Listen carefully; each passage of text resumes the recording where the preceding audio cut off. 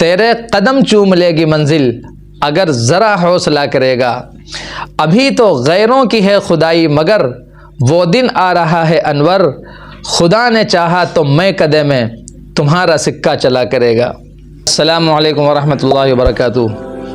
کسی نے 3 باتیں بہت شاندار کہی ہیں، جن میں سے 2 باتیں تو تعلیم پر اپنی نسل کو ابھارنے کے لیے ہیں، اور ایک بات صبر و تحمل کے تعلق سے ہے۔ وہ فرماتے ہیں بیٹے پڑھ لو، کیونکہ اگر تقدیر نے ساتھ نہیں بھی دیا نا تو گھاس بھی اگر چھیلو گے تو سلیقے سے چھیلو گے۔ دوسری بات کہتے ہیں کہ تعلیم یافتہ اور ایجوکیٹڈ آدمی سے اللہ تعالیٰ ایسے کام ہرگز نہیں کرواتا ہے جس کو سماج اور معاشرے میں ذلیل اور حقیر سمجھا جاتا ہو۔ اس کو سڑک پر گھما کے پال دیتا ہے، جیسے ملٹری کا گھوڑا ریٹائر ہونے کے بعد بھی بگھی میں نہیں لگتا۔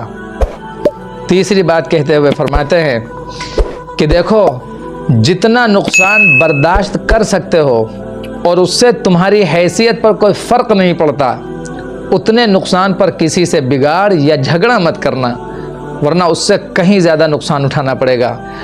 تھوڑا سا ہمت اور حوصلے سے کام لینا چاہیے، منزل قدم بوس ہوگی، خاص سامنے والا کتنا ہی بڑا ہو، مگر آپ کے اس حسن عمل کی وجہ سے ڈنکا آپ کا بجے گا۔